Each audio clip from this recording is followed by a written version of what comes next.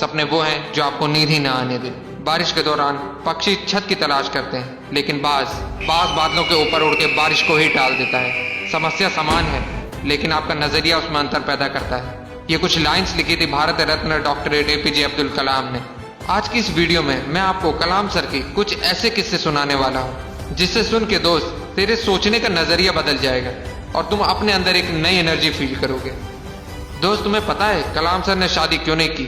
उसका सिर्फ एक रीजन था, और वो रीजन था वो सबसे ज्यादा अपने काम से प्यार करते थे। दोस्त, तुझे जान के हैरानी होगी, जिस दिन उनकी सगाई थी उस दिन भी वो काम में इतने बिजी थे कि वो अपनी सगाई तक भूल गए, और उस दिन उन्होंने शादी ना करने का फैसला कर दिया। उन्होंने एक इंटरव्यू में कहा, इंसान शादी और बच्चे अपनी सेल्फलेसनेस के लिए करता है, और मैं सेल्फिश नहीं होना चाहता। मैं अपनी पूरी जिंदगी अपने देश को समर्पित करना चाहता हूँ। दोस्तों, बात है 10 अगस्त 1979 की। 19 साल की मेहनत, 23 मीटर लंबा SLV-3 रॉकेट 17 टन की वजन लेके 7:58 पे आसमान में उड़ गया। ये रॉकेट 4 स्टेज में था, और ये रॉकेट सिर्फ रॉकेट नहीं था, ये सपना था उन तमाम लोगों का जो इस प्रोजेक्ट में शामिल थे, और इस प्रोजेक्ट के डायरेक्टर थे कलाम सर। वो रॉकेट पहली स्टेज तो पार कर गया, लेकिन दूसरी स्टेज में जाने के बाद रॉकेट ने काम करना बंद कर दिया, और 317 सेकंड के बाद कलाम सर और उनके लोगों का सपना कचरा बन के श्रीहरिकोटा से 560 किलोमीटर दूर समंदर में जा गिरा। दोस्त, क्या हालत हुई होगी उस वक्त कलाम सर और उन बाकी सारे साथियों की, जब उन्होंने 19 साल की मेहनत, उनका सपना कुछ ही सेकंड में समुद्र में कचरा बन के बिखर गया। कलाम सर कहते थे कि उस वक्त अंदर से मैं इतना टूट गया था कि मैं बिस्तर में जाके घुस गया, मेरी आंखों से आंसू बहने लगे। लेकिन दोस्तों, कलाम सर हार मानने वालों में से नहीं थे। वो कहते थे, पहाड़ की चोटी से उतरने से पहाड़ चढ़ने का तजुर्बा नहीं मिलता, जिंदगी पहाड़ के चढ़ानों में मिलती है, चोटी पे नहीं।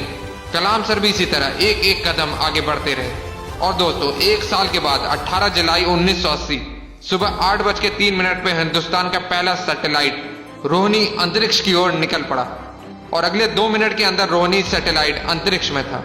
कलाम सर ने बताया कि उन्होंने उस दिन जिंदगी के सबसे अहम पल जिए, क्योंकि उस दिन उनकी 20 साल की मेहनत अंतरिक्ष में थी। दोस्त, उस दिन हमारा देश उन चंद मुल्कों में शामिल हो गया जिसके पास सैटेलाइट लॉन्च करने की ताकत थी।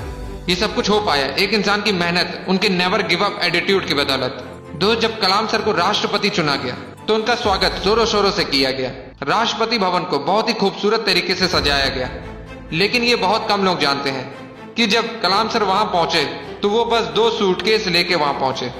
एक सूटकेस में कपड़े और दूसरे सूटकेस में किताबें। इसे कहते हैं किताबों से प्यार। अगर इस वीडियो को कोई स्टूडेंट देख रहा है तो ये बात समझो कि जितना आप किताबों से प्यार करोगे उतना वो किताबें आपको बड़ा बनाती चली जाएंगी। ये किताबें ही थी जिन्होंने कलाम सर को इतना बड़ा बना दिया। दोस्त, मैंने कुछ लाइन पढ़ी थी जो कलाम सर के लिए लिखी गई है। था बंदा इस्लाम का पर वो कभी नहीं ऐठा करता था, जब भी चाहा संतों के चरणों में बैठा करता था। दोस्तों, कलाम सर ने कुछ बातें ऐसी कही थी जिसे अपने जीवन में हमेशा हमेशा के लिए उतार लेनी चाहिए। उन्होंने कहा था, कोई भी शख्स कितना भी छोटा हो उसे हौसला नहीं छोड़ना चाहिए। मुश्किलें जिंदगी का हिस्सा है और तकलीफ कामयाबी की सच्चाई। खुदा ने यह वादा तो नहीं किया आसमान हमेशा नीला रहेगा, जिंदगी भर फूलों से भरी राह मिलेगी। खुदा ने वादा तो नहीं किया सूरज होगा तो बादल नहीं होंगे, खुशी होगी तो गम नहीं होगा, सुकून होगा तो दर्द नहीं होगा। ये जिंदगी की सच्चाई है। अगर हम एक सांस लेंगे तो एक सांस छोड़नी पड़ेगी।